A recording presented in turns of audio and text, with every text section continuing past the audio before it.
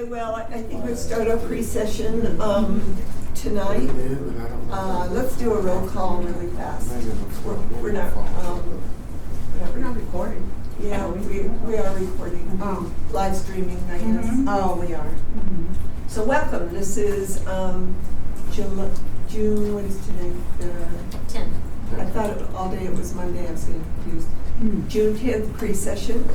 I'm Mayor Pack. Councilwoman Christ. Councilmember Sean Coy. Councilmember Yarborough. Councilmember Hopkins. Councilmember Rodriguez. Eugene May, City Attorney. Harold Dominguez, City Manager. Mayor Pro Tem Susie Delvo Ferring. Zach Artist, Public Safety Chief. Elizabeth Rever, Assistant City Clerk. Riley Wise, Public Information Officer. Thank you. We don't have anything on the agenda tonight, but we do need to go around and talk about boards and commissions. And what I think might be nice is to think about what is the role of the appointees to the board. What are the roles of that board? And I don't think we've ever really talked about that. We're having a little conversations going on that might not be appropriate, and from some of the board members. And so I think that they ought to, and I actually have to start off. For me, the board members are supposed to advise council based upon what our project is, what the staff brings to us, what we direct the staff to look into. That is where their relationship, I guess, with council and the residents is to answer some of those questions as best they can, and then advise council, especially if it's a huge project or an ordinance, on what action they think they should take, knowing that council does not have to follow that advice. So, if anyone has a different opinion, please hop in here. Well, it really depends on the board. There are some boards that are just basically stewards for the city in regards to their role.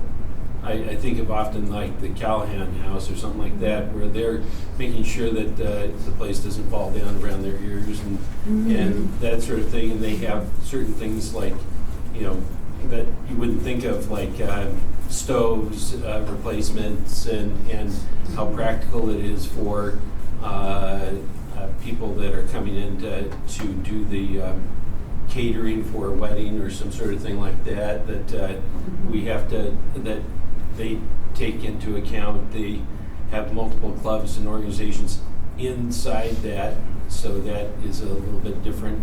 So it depends on some of them. Most of them, I would agree, that should take our, when we assign something to them to look at, they should give their, stay in that lane. But some others like that are a little bit different. And I kind of think sometimes the golf board's in that same sort of boat a little bit too. They're the first line of defense when it comes to, did we have have something happen at the golf course, like the sprinkler system just absolutely failing or some sort of thing like that. We have to, it's not something we should be directing them on. It's something that they should be like, hey, guess what? We have this serious issue of failing piece of infrastructure at the golf course that needs to be addressed. So it's almost like they're coming to us for to get us up to speed on things. So just, I'll piggyback off of that, because I don't disagree with anything, Mayor, that you said. And I'll just add, I think there's two kind of schools of thought here. Or two situations that's unfolded. Some boards have very clear planning and zoning, housing and human services. They have specific tasks that they do independent of whether council is given direction or not, right? And we don't want to discourage the boards from bringing, like the golf course advisory board, from bringing issues proactively to us when they actually are salient and present. I think then you also have this dynamic where if we haven't given a board direction on certain things, they might feel like they're grasping at straws for a bit. And I see that with both the airport board sometimes and the sustainability advisory board sometimes, where yes, they might get a presentation from staff on a certain issue, but there's sometimes there's a vacuum to fill from a discussion standpoint, and in that vacuum, certain members, rightfully or wrongfully, might choose to proactively offer something that they should recommend. Now, the productive golf course advisory board brought something productive. The senior citizen advisory board recently brought that food security topic forward. They I don't think, I wasn't on council like a year ago, but I don't think council assigned them to look into food security, right? Correct. No. They voluntarily said, hey, we think this might be a priority, let's do our homework, let's come to council. And I don't think anyone here would say that was an unproductive effort. So at the same time, we don't want to discourage that from emanating organically, but we also want to maybe offer more direction to certain boards where we think otherwise that vacuum would be filled unproductively. So that's kind of that tension that I'm hearing from different types of advisory boards and how they handle situations. And I don't think that's just a function of the people. I think that's board structure as well. Okay. Any other input? Well, I think people should feel free to state their opinion and free to voice an alternate point of view. And what we don't have, we can say, oh, thank you, I didn't know that, and I'm happy to hear that, or, nice to know that information. It doesn't mean we have to act on it. But sometimes, if not all of it, pieces of it are useful and nice to know about. For instance, knowing more about the bald eagles was helpful to me in this last discussion that we had last week, or before last week. And I guess it was last week. And I don't think I would have done that any other way. But that's, that particular board. Was it the board or community? I think it was. I think that's where the information came to me. Yeah. Okay. Yeah. Yeah, it's the community, so this is different conversation in that the board's responsibility, and specifically the actions of, for example, council makes policy, operations does the work based upon the policy, but the employees of the city are not the council's employees. They are Harold's employees or Eugene's employees. So when we give direction to Harold, not to any of his employees. And it's not really appropriate for us to go without Harold knowing or giving his blessing, really, to go to a certain director of a department and tell them what to do, or because they're not our employees. And that's where I've heard some scuttlebutt that some, one person in particular, but I would like to address it to all the boards, has been doing that, rather than making a board decision. Talking to staff or talking Board member? Yeah, the board members have been talking to staff. well, not everyone. I want, Occasionally. and I want to Some know individuals. if you agree with that. Do you think that they should follow the same rules as far as talking to staff that council has to follow? Because they should be giving advice as a board, not as an individual. I agree with that. I wasn't disagreeing with any of what you had said. I do want to say that I found out about the bald eagles because somebody sent me the Dana Bowe's report, which I would not have seen any other way, I don't think. And then people in the community came and spoke, but that would have been new information to me if I hadn't seen that report.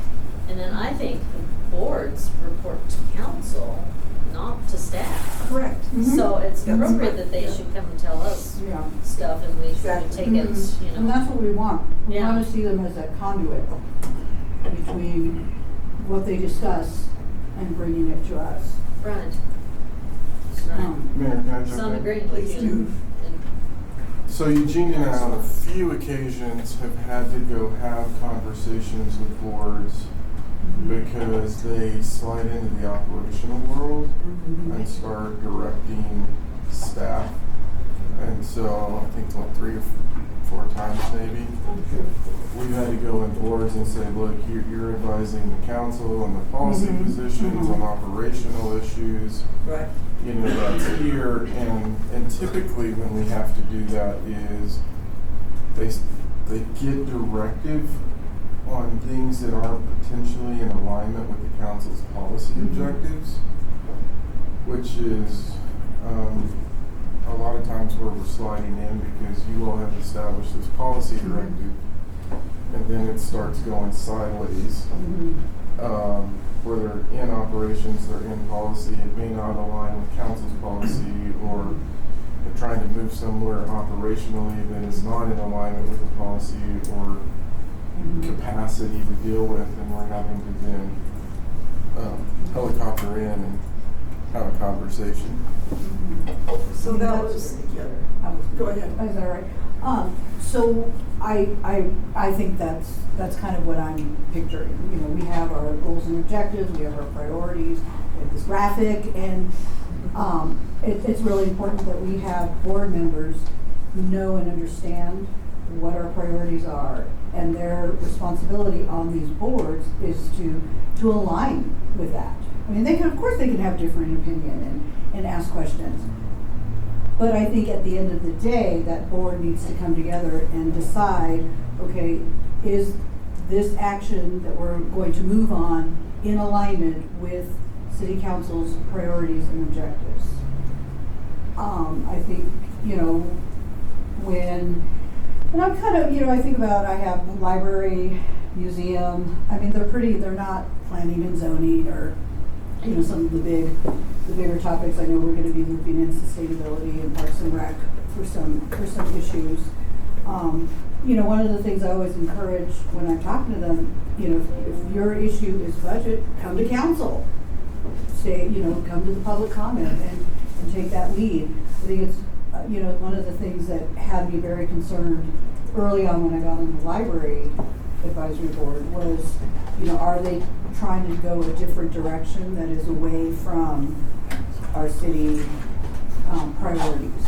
And I think this group that we have now they're really focused on that and adhering to that and looking ways to support the library that aligns with our mission, that is within the capacity of what we can do with staff. So, yes. Well, I have a question. Because the other part of it is staff is hopefully cognizant that they should inherently disregard inappropriate direction, right? So there's like not anything actually happening. It's there's inappropriate direction. Yeah, and most of them are pretty good. Where we have challenges sometimes are, like one time we had it with the sustainability advisory board a while back. I mean, it's kind of creeping up again. But there's a point where we have staff liaisons that are really adept at doing that, and other times when they're not. And so we, like on that with Lisa, we have Becky there with her now to kind of help with that. Even then, there's some times where it gets a little contentious. I think we've got to do this twice with the airport board. We did it once with the library board when they were really looking at the library district. Yeah, we did it once at the Callahan House. And typically when they bring us in is when it starts getting a little twitchy. And that's when they'll reach out to their supervisors, and that then lands on the two of us. And both of us or one of us will come in and have that conversation. They don't do anything with it. It just creates a bit of an interesting dynamic. So, okay, right. So putting like 2 or 3 examples just to make this tangible on the table. So Phil adeptly handled questions on the transportation mobility plan when it was presented to SAB, but one of the board members took a direction of asking about like privacy concerns from cameras, which is just not the board's purview. So that happened to be the first impression I made when joining that advisory board and saying this is out of scope. Phil obviously handled it well, but it's putting staff in uncomfortable positions sometimes where they're trying to like not tell a board member like you're out of line, but they are in those Right. cases. And so I heard loud and clear from our first meeting that was our role to kind of jump in. The second situation, and this is a situation where a board member on SAB brought in an issue from the Parks and Rec Advisory Board into that meeting, hadn't been directed to SAB yet. So I'm wondering if those are issues where we know there might be direction to advisory board, where council liaisons can say let's hold on this. Council may choose to direct this board to look into that. Is that an appropriate way to handle that? And then I'll ask the third question just to kind of put it out there. So situations most recently on the airport board, there was a discussion about landing fees before we had a discussion publicly on that. And that's where the letter came from the chairwoman of AAB. I wasn't at that meeting in person, but the board basically had a brief discussion, decided to advise us on landing fees. And I had already told the board that they should be expecting us to send them direction to ask for guidance on that. But we hadn't directed them, and I directed how yet. So was that overstepping? Was that getting ahead? Just how do we think about those types of situations? I think that's very similar to the Parks and Recreation Board. They're looking at different parks because we're looking at different ways of doing parks. So they were gonna do a field trip and look at the park up in Bertha, just so that they had an understanding of what that looked like. We want them to have an insight to something like that, so that then they can be a productive conversation. And having a field trip to something like that ahead of time without council direction is probably being proactive, considering that's kind of a trend that's happening in parks and recreation about that type of thing. Oh, we should know what it is, maybe even have some background about the liability of something like the one that we see as you drive up 287 to Bertha and that sort of thing. I don't have so much of an issue with something like that as them, because at least I feel like they are then going to be able to look at this, walk around this thing, see it, feel it, and look at and ask some questions of people there. And then when it gets to when we start thinking, hey, the public says, hey, we like a park like that, they're like, well, and that sort of thing. And I would prefer them to be at least a little proactive. And this is why when we had a break in the board and commission interviews, I asked what is the role, because we should be telling the appointees what their role is and is not, because I don't think that they understand that. But if we as a council don't understand it, then we can't tell them what their role is. But I also do not want staff having to deal with the board members. So we as a council have the ability to take them off of the board if we have complaints or whatever. So that was one of the reasons of having that complaint portal. If they become too obnoxious with staff or whatever, go out to the complaint portal and make a complaint about them rather than continually, because I think having to go, this is just my thought, if you don't, chime in if you don't think that's a good idea, because having to go to a, what do we call it, officer? Hearing officer? A hearing officer, and have that complaint read and then have them respond would make a difference. That's just my thought. So that if the council tells them, the board that you're the liaison to, what the rules are, to remind them, and they don't keep following it, then should they be on the board? And that is council's decision from rules of procedure, if I understand it correctly. Yeah, I think most of the ordinances establishing boards are not set up on a council referral type system. They define the powers and duties of the board, and the board needs to operate within those parameters. There was a time when the Environmental Advisory Board started doing things that were sort of outside their jurisdiction, and council amended the ordinance to say, if you do things beyond the ones that are listed above, council needs to refer them to you. Okay. So you know, on Matthew's example with the landing fees, the power and duties of the Airport Advisory Board is to review and recommend to City Council actions concerning lease rates, fees, and annual budgets. Mhm. So, from my perspective, it was within their It was appropriate. authority to do that. And if that's a source of tension, you know, we can figure out ways to address that. You can have a board and commission, I don't know, rules of procedure. We could change ordinances, you know, whatever the council thinks is the right relationship. We could have council and talk to the board chairs Mhm. about what the expectation of council is, because they are per charter advisory to council. Exactly. So it's how does council want to use them to advise you on. So on that example, it's an interesting one, because obviously landing fees were not outside the purview of the Airport Advisory Board. I think my concern stemmed from a little bit of just being premature in Yeah. the conversation. And so we're getting advice from the board before we had referred the issue, knowing that this issue was coming there, and that in theory we're going to be sending some of what we just discussed last week to them. But now they've already taken an advisory position on it. Didn't have more info. I mean, that was the letter. It was, this is how we feel about this Okay. topic. But they haven't had a presentation from staff. There wasn't discussion based on the information that council thought would inform a robust discussion on that. And so, like, is that just putting the cart before the horse in a way that's unproductive to actually give us credible advice? And so, you know, maybe that's a perception for them to manage and their choice ultimately at the end of the day. But I think, you know, if we want to have the strongest relationship with the boards and make sure that we're getting the best possible input that is, you know, perceived to be effective and helpful, that was where I was coming from on that, of just not overstepping their scope, just understanding the role better of like what's. And we did think they were overstepping their scope, oftentimes the airport board. There was a period of time when the airport board was weighing in on land use applications. And that was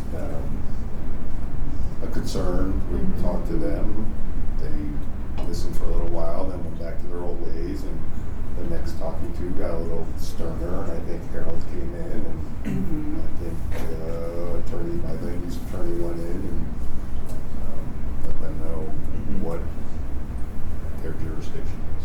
Because it would be like directives to, let's say, the airport manager to, you know, you need to oppose this, when his responsibility is very specific from a technical perspective, where we would have to do that. And then to Eugene's point, and we have, and I've seen this in every city, this is not an unusual conversation right now.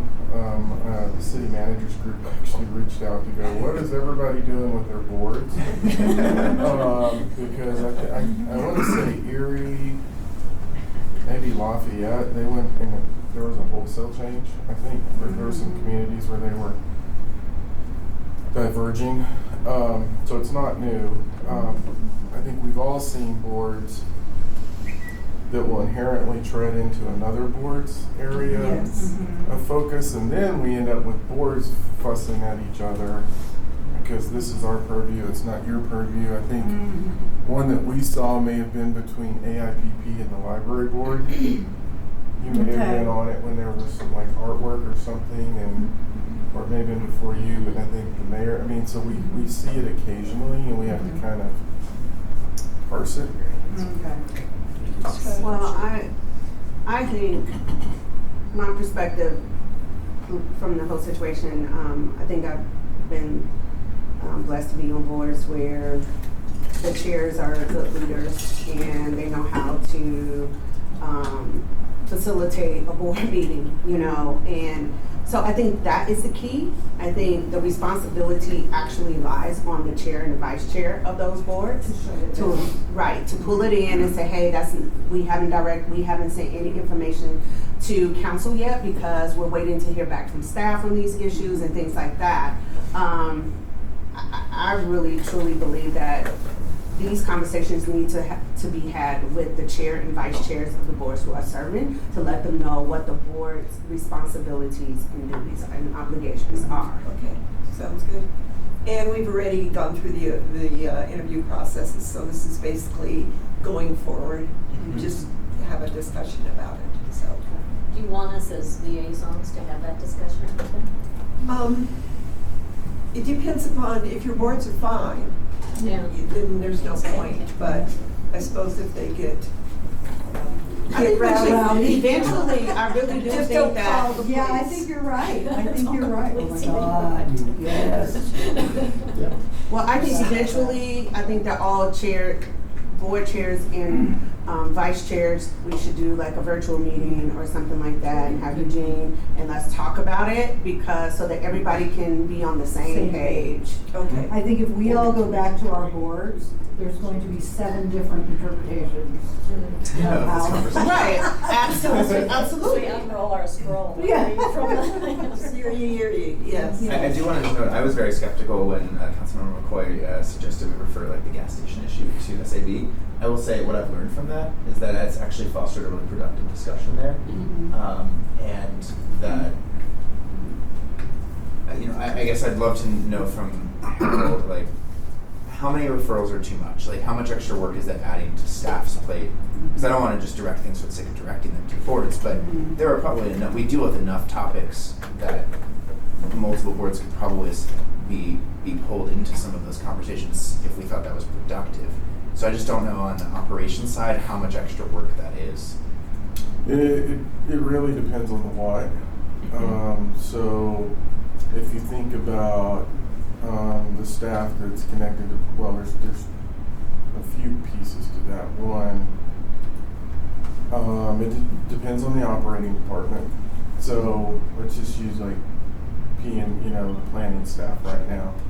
As we're thinking about the planning staff with just the normal workload on applications that are coming in, and then you look at some of the special projects, you can think of First and Main and some of those areas, that group could be, they're on the cusp right now.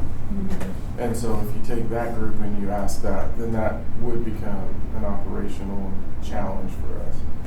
If you think about it in terms of the sustainability group, it's a different evaluation from a workload perspective because they just don't have the same volume that exists. And so it is situational dependent. I think the other thing that council needs to consider is what pace do you want to move on an issue? Because if you want to move with pace on, again, just because it's front and center, like First and Main, kind of that urban renewal area, that's inherently going to slow it down. And so those are a couple of things you need to look at. So it's kind of hard to just give you is it a lot of work? If there's a big, it depends, and it depends what departments are engaged in that conversation. Then how quickly do you want it done? Because you have the ability to either direct it to the board in question or more boards. That's just going to elongate your time frame. I also had a thought listening here, if this relationship or direction is a concern for council, Dawn and I do board and commission orientation training, then we do chair and vice chair training, and we can certainly incorporate it into that, because we don't talk about that under our current, it's more nuts and bolts. That sounds productive I too. think that would be a very good idea, yeah. Yes. Well, and that's one where we need council direction because that's not in our purview. Yeah. So we have the operational conversation. If that's something you want us to do from a council perspective, we can have that conversation. But that's really you all saying we want you to. Yeah, we want that direction. Okay. We want you to do that. Is that a burden to you? No. You're already having those trainings anyway. We're already so it's having just the adding- training there an hour and a half, twice a year, and then we get chairs, vice chairs, I think, once a year, so. It's better to do that than have all of the drama come later on. I know, yeah. To be I think honest, that's you very know, proactive. and That's an then ounce of prevention. Yeah. Right. Kinda. Well, and then the other thing is to file a complaint. Would that be fair, especially if they didn't know where their role was and they weren't understanding that they crossed the line? I think I think to have those guardrails already set up and codified. Well, some people get on these boards because they kind of see themselves as activists, and then they don't realize that our boards are not a position for an activist situation, maybe. It's hard for somebody who feels themselves to be an activist on a particular issue to all of a sudden realize that that's not the role of. Yep. And so I think that's a hard one for people to just kind of unreel themselves from. I think that's also hard. Like the trainings make sense, and then unless I get other direction, it sounds like the prevailing guidance from this group here is if a board member seems to be overstepping, our job as liaisons to pull that in either live or after the fact, right? Just to avoid it going down particular rabbit holes or crossing the line on operations issues. And Eugene and Dawn can do it in the training, and then if you wanted to have the conversation with the chair and vice chair, we could attach with the council liaisons and the chairs and the vice chairs. When I say we, it would probably be someone Eugene's group, and maybe Dawn, or maybe the liaison and the assistant city manager that oversees that area to kind of have everyone on the same page. And you could do that too if that's what you wanted. I mean, there's some horror stories. I've seen planning commissions sue councils. I've seen councils sue planning commissions. I should save that for Halloween. Yeah, there's some interesting pieces in this. And I think the board members would be receptive. They're on these boards because they're passionate about these issues. Right. Yeah. But oftentimes they don't understand the bigger picture council-board relationship and how the city works and staff's role and that kind of stuff. And we may not do a great job of explaining that. Well, and to be fair, we have our own issues with staff too. One that hit, you all were in the meeting, this meeting when Susie was saying when they were bringing the Day of the Dead. Oh, yes. And so as staff, we do bring things operationally to boards before we bring it to you all. So things like going to visit a park, we're probably, as staff, doing that.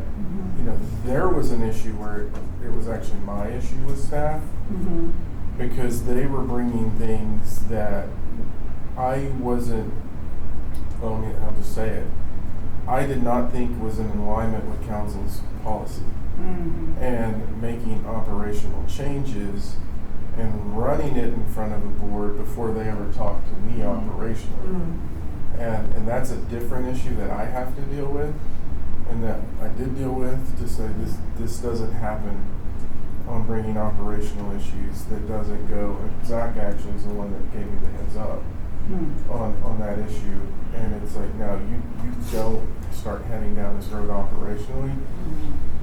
And part of it is the same issue that you're all talking about that I have with staff is, I use the analogy, we're up here at 40, 50,000 feet, and pretty much everyone in this room, we're playing three-dimensional chess where we're managing multiple variables, multiple outcomes, really taking a systems thinking approach. But as you start getting deeper, people we start becoming really myopic on singular issues.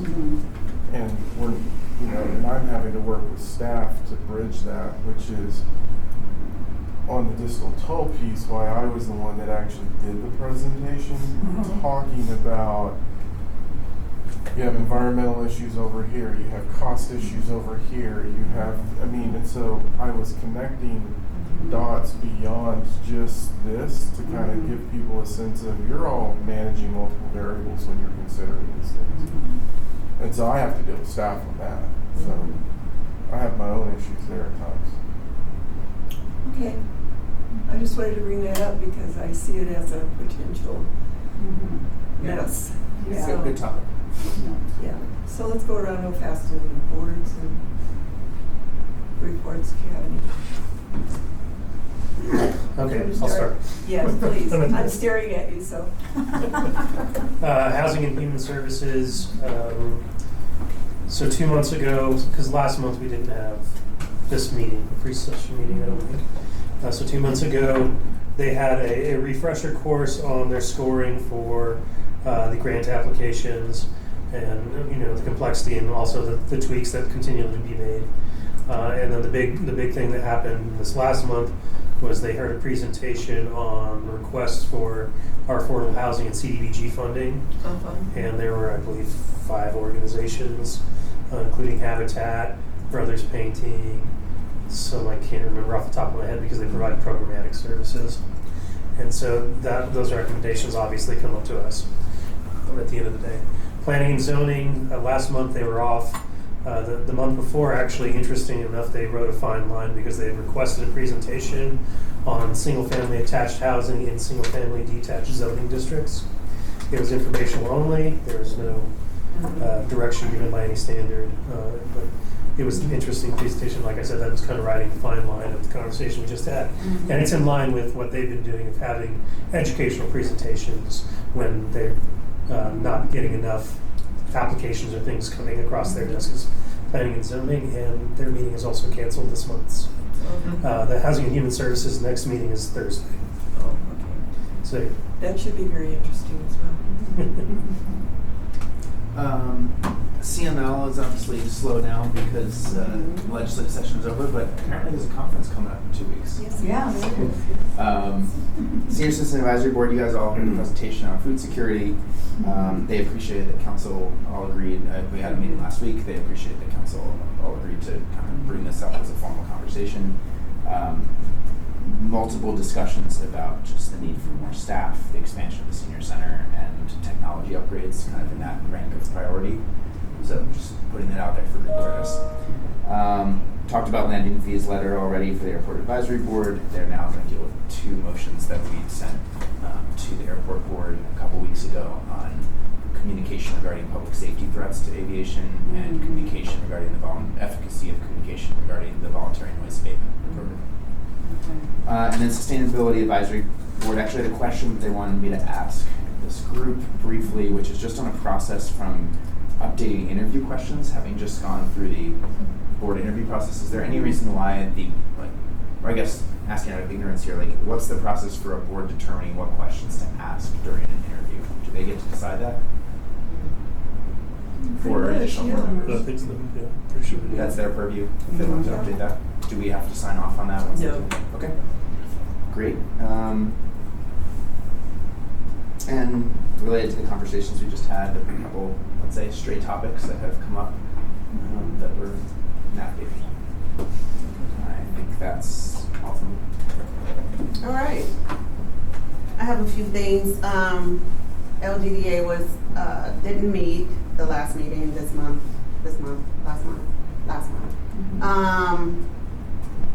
And I went to NADA. I just want to say that there was a memorandum of under MOUs signed. We all agreed upon in NADA that,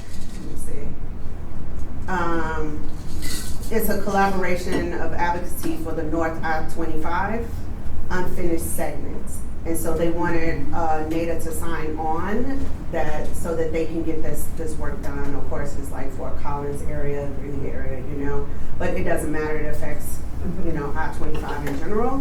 So we all approved the MOU, including you all, because I was the representative there.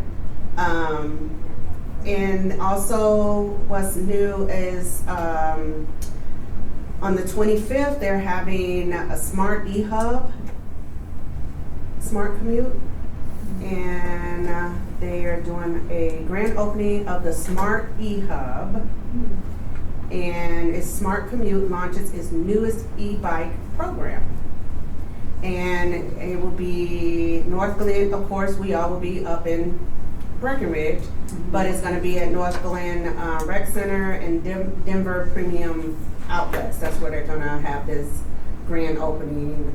Stop by one of their bike to work stations on the 25th, which is the 2 I talked about, to check out the latest tech-enabled racks and lockers in action and learn more about their smart commute, their program, their e-hubs.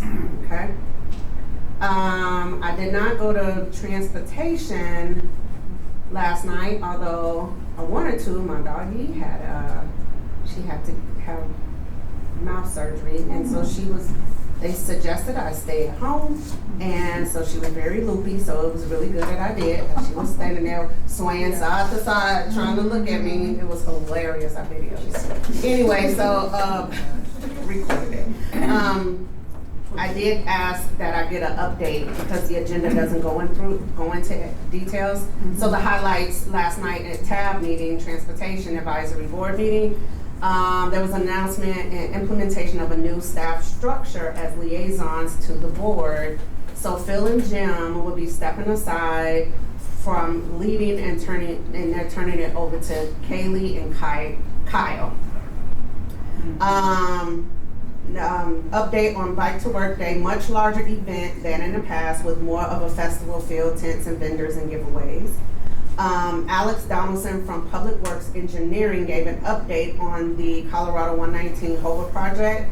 Now, due to cost issues, there's no longer a bike pedestrian grade separation proposed for this intersection, and that's Hoover and 119. Oh. City staff is working with CDOT to create better. Say that one more time. Due to cost issues, there's no longer a bike/pedestrian grade separation proposed to that intersection of Hoover and 119. Okay. City staff is working with CDOT to create better at-grade crossings for the bicycles and pedestrians. Okay. One of the crossings south of the intersection will include a mid-block crossing associated with the existing underpass by Oscar Blues. Another item will be some minor reconstruction of the intersection of Hoover and Clover Basin Drive to create a more direct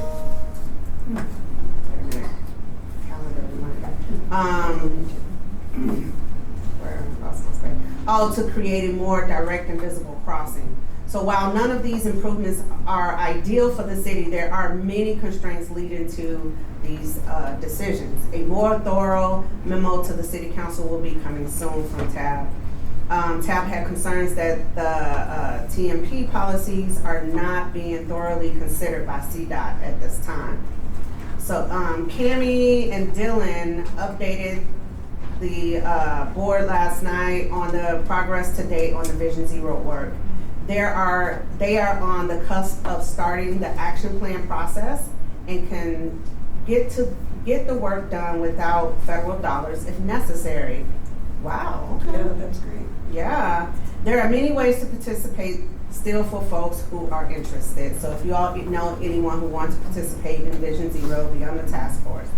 And it will remain throughout the process. So lots of great outreach and input chances are available for this project. We are looking forward to some very good public-facing dashboards for people to view and better understand safety in Longmont streets. There is some concern that the next TAB meeting in July will conflict with a lot of people's stuff, so I don't know, we may not have a meeting next week. So that was the update from that. Like I said, PDA, we didn't have a meeting. I didn't go to sister cities. All right, golf was canceled. LPM, I did miss that. They had it on. They moved it. They move it around sometimes, which makes it a little bit frustrating. And it was moved to Tuesday, the 27th of May, when it's like the one time we have off. And so I made plans, and it was just one of those conflicts. Crab is having. Let me see here. I have two schools. They did something kind of interesting. They talked about how they have recreation emergency plans. So like at the rec center, at the pools and stuff like that, if there's ever any sort of a serious issue of how they will deal with it. And so that's kind of a cool kind of thing to know that we see this in the schools all the time, but I hadn't thought of it from the point of view of the pool needing to be evacuated because some situation there, or the rec center. So they've gone through training and things like that, which is I think very positive. Then they also talked a little bit about their 4th of July event, and I know I'm going to get this wrong. It's either 12 beer and liquor licenses that are set up there. and 18, was it food trucks or vice versa? But I think it's the other, so I have to check on that. And so that's kind of interesting too, because it's expanded, and the only thing that I think is really missing is somehow a way of parking back here further out and getting some sort of regular sort of bus in, like we had done with the Rhythm on the River in the past, which is probably something in the future we'll have to look at and everything. And then I talked a little bit about the field trips. They always do a field trip in the summer. And so last year it was all the different, and some of you may have gone on that too, to go look at the different open space areas.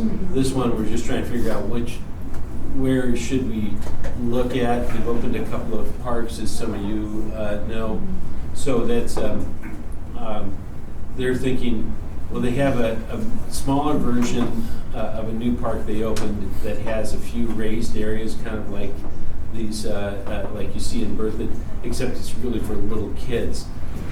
What they want to do is make sure that they are ahead of the curve and knowing what needs to be done if council or the public starts pushing to go down the other way. So they want to do a field trip out to see that park where they have all the bike jumps and everything like that. So I think that's good.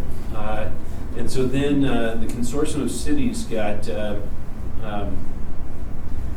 moved to the 18th. Otherwise, I wasn't going to be able to make it. But it's moved to the 18th, so they're going to be talking a little bit about some of the issues that we have heard about in regards to grants and funding and issues around that. And it's mainly just kind of how people are dealing with those situations as the federal situation's kind of been dynamic right now. And so then Sandy and I have been working together and getting a PowerPoint together of just where we stand on some of those things. And so she's been extremely helpful. And then tomorrow I try to go in the summer to Callahan when I can, just to find out a little bit and know and make them feel like, some member of council's kind of listening. Normally, that was years and years ago. It was always the wife of the mayor would go to Callahan, and so that's it's changed. It's not been the case three different times, as we know. So I know that with that they have little things that they are interested in. They want to have they have the furniture in the main dining room, and that's the hutches, the china hutches, and the table and the chairs that need to be refurbished. Now, this is not a cheap thing. It's about $30,000 to have all that stuff redone. But it's part of the process of you've got to make the place attractive for anybody who might be interested in having a wedding there. And so, they've got the money. They just need to, they're trying to figure out how to process through it. So they've got money received. There's groups like the Questers that had a garage sale this past weekend to help add to that and do some restoration on those pieces. So we'll see what tomorrow brings. Okay, visit Longmont. We've gone to quarterly meetings. However, we started a marketing committee with local stakeholders and strategists and me. We had a conversation about utilizing bike tours to get more overnight stays and also just newer groups in the city. And usefulness of sustainable tourism, which I guess is a thing. But the consensus was it really always comes down to price. The discussion led to wayfinding is very important, which Kimberly McKee has a whole plan, but it comes down to who's going to pay for it, and they don't have it in their budget, they would like more money. Do they have a sense of how much they'll need for that? That's a good question. Thank you. I think I wrote it down somewhere, but then right in my notes from Kimberly, but yeah. Longmont Economic Development Partnership. The new president is Kelly Sage. She's likable. She has good ideas. As Harold mentioned, we have a new prospect already that she's bringing to the city. She talked about replacing her third person who had been taken down to half the time, so therefore looked for another job. And she would like to have herself and 2 others. And so that also requires more money. And we talked about they have a big facility there, maybe renting more of the facility or more often for more revenue. Harold suggested sharing more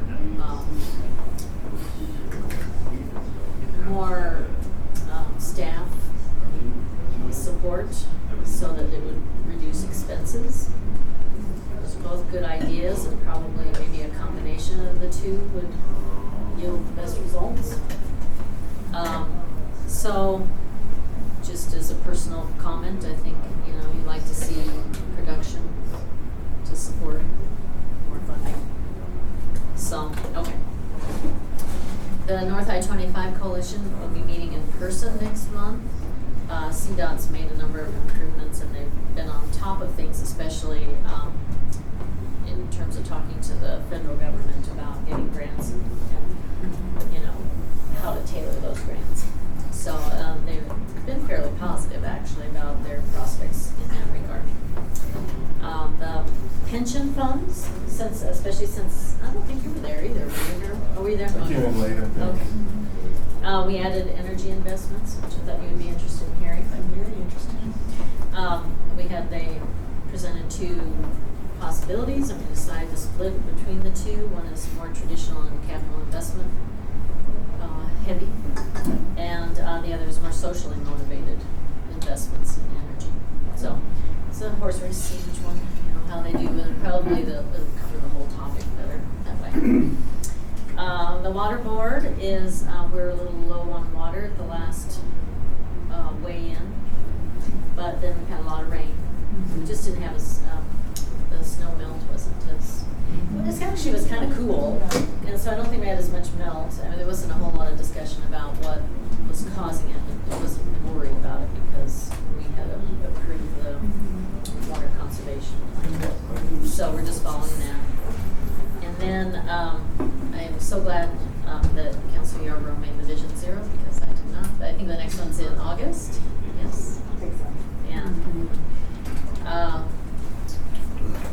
I got an interesting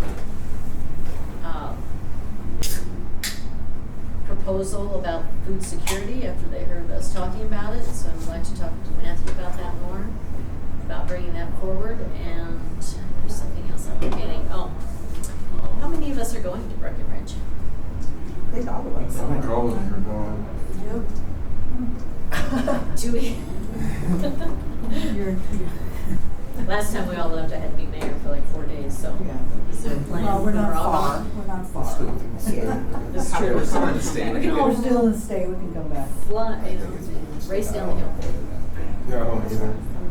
We don't appoint acting swimmers. When- We're in the state. Okay, Yeah. all right. And sometimes, I think for us, if we're within 3 hours, we're like, I mean, if we need to, we can drive back. Yeah, Yeah. yeah. And I have this. actually. What is Yeah, that? Yes. What is There you it? go. Is anybody else going on the bike tour then at Breckenridge? Yeah? Anyone else want to get up and run a 10K with me in the mornings? Hold on now. I'm gonna get that 1 year. I'll get up and do yoga, but I'll get on the bike tour.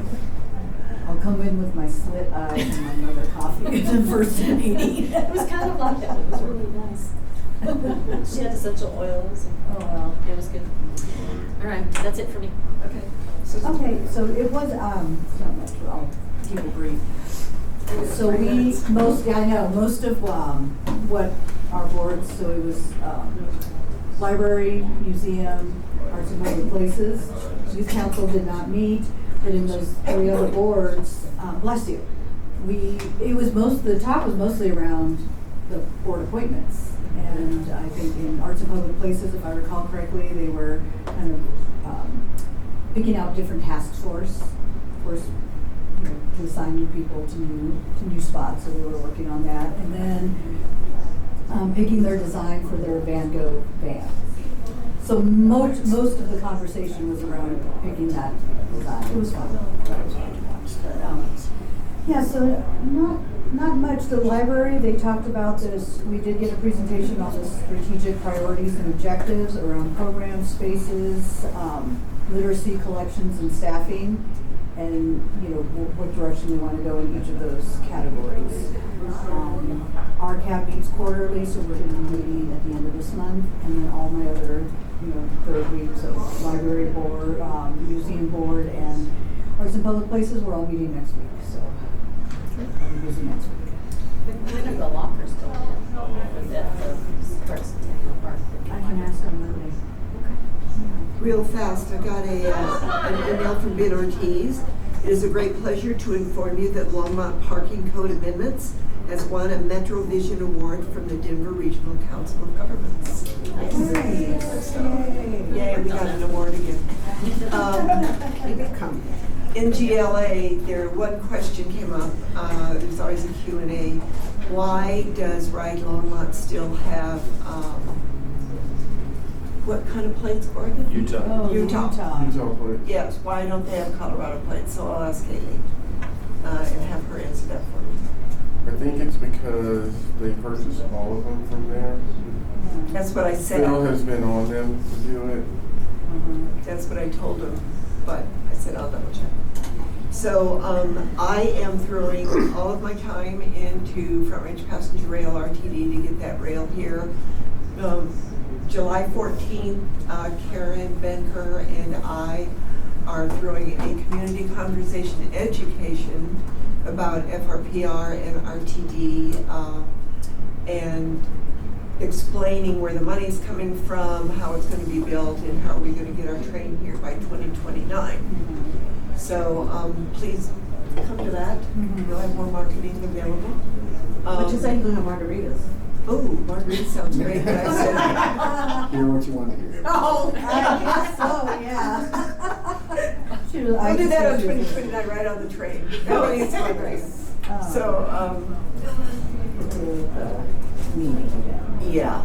Can you have Karen to send it out to the whole Yes, council? we don't have the flyers or anything. We just had our meeting last night. Even if it's just a calendar invite Yeah. for that, Yeah, that would be yeah, good so yeah. they can get on that calendar ASAP. Because July is gonna fill up, so. And that's a Monday, so yes, thank you. We'll do that.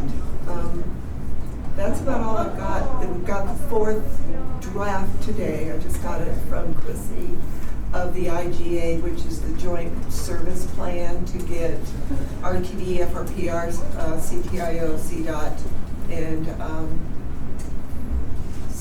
CLE, I think, to work together in a joint service plan just for the north. So I'm hoping RTD accepts that plan and we can move forward.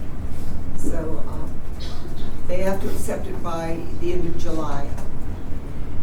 So we have a huge mailing list. We want people to email RTD and say, we really hope that you support the IGA. We can move forward and get this train by 2029. We can always protest. We're good at that. Block the train that's not my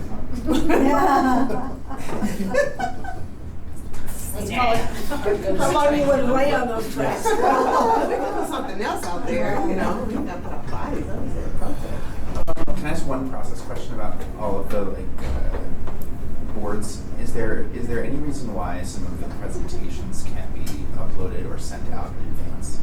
Like we just had a Vision Zero presentation, for instance, on the Senior Citizens Advisory Board, and I think some members struggled to digest information in real time. That's true. And it was a lot of information, and I felt like it could have been a more productive conversation in the case. And so it might be a situational basis, but is there any legal reason or Open Records Act reason why it couldn't be sent out? Will you put that on the list for the liaisons? So we can talk about it. Cool, thank you. Great. Okay, I think that's it. Just, any other Juneteenth next present- Saturday. Oh, yes. Juneteenth, next Saturday. Can you send out a calendar invite? Yes, ma'am, I surely can. And then a free concert with Hazel Miller at the museum on June 19th, Thursday, and I'm introducing her, so. Oh, okay. Fantastic. Can Gotta you get go on those on the quick calendar, updates? yeah. Yes, yes. Still lots of changes happening. And another retirement that has been announced. I know, I'm so Phil sad. Greenwald, who I think he announced that. So we're in the process of doing that, but we're making some organizational shifts right now. So we have taken park rangers, parking control, code enforcement. Zach, help me remember all of these. Animal control, rangers.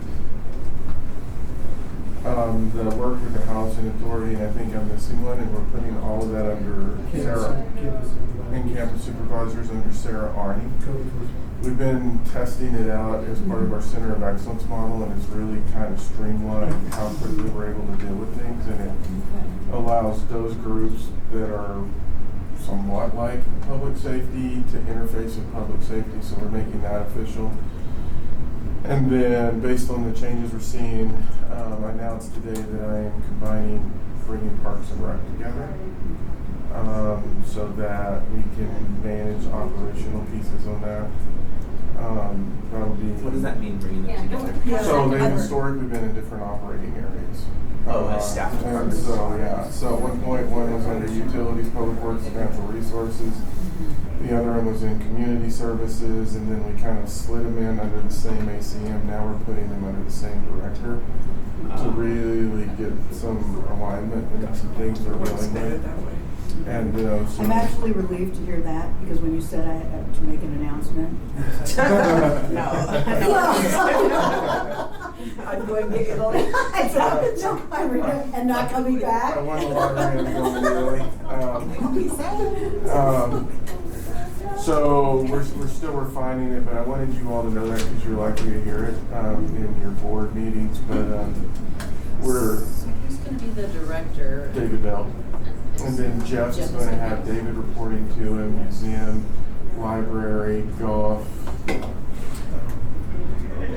Jeff's gonna be. So all the open space parks will all go together. And they'll report to the ACM. We're in the hiring process now on that. So we have gone through, just to let you know, 3 interviews. I'm in the process of narrowing it down to 2 or 3. I will bring them in and we will pound them, probably like they've never been pounded in an interview process. The applicant pool was really, really good. Of the folks we brought in for interviews, 4 of them are currently serving as an assistant city manager, and 2 of them were directors in much larger organizations. So they went through 7 hours straight of interviews each time, so we didn't let them rest. I went through 2 days of interviews nonstop. What we've learned in that is that too. What we've learned is by the end of it, you see the true person versus just going in a single interview. So we'll be moving through that and hopefully I'll have a decision in a couple of weeks. The real test is going to start with a council meeting.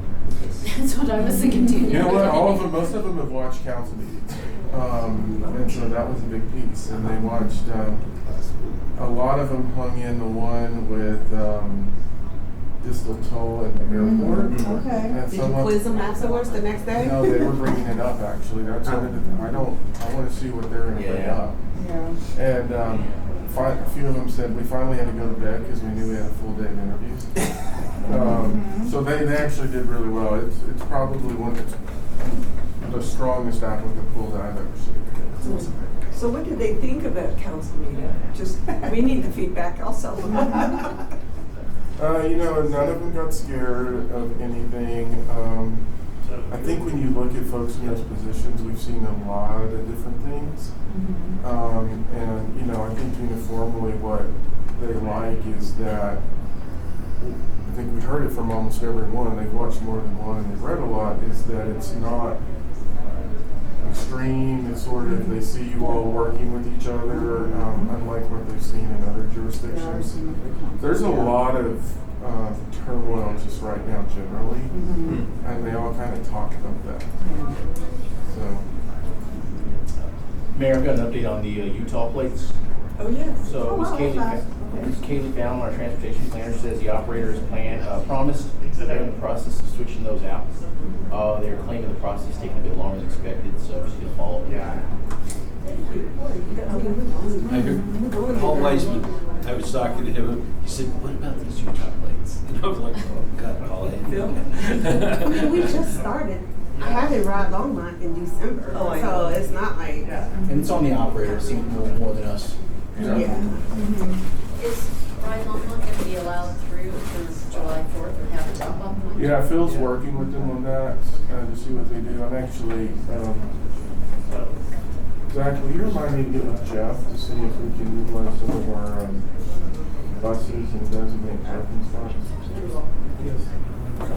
Just get just Okay, and really, if we wanted to keep the thing, Get people in. it is after 7, so we have to get. Can I have one more comment? I was just thinking about our boards and commissions, Eugene. Can you make sure that all chairs and all vice chairs do receive the training? Do you know what I'm That's saying? direction we Like- have to provide formally, right? Yeah. So let's just make sure that's part of the Yeah, motion next yeah. week or Yeah, whatever. yeah, So exactly. it just needs to make motion. We invite them. I know, but I think if they don't have it. Well, I think when we make the Enforcement. motion, we're gonna say that it's Yeah, important. that's and it's what we mandatory. drive that You're gonna be there or be somewhere. or make it up. Yeah. Make it up, yeah. Do you want me to give us the direction to then give to them so we can Yeah. make sure that they're accountable? Yeah, that part. Vital tree. So, I'm going to adjourn this meeting Yep. because we're moving into the next one. Yep.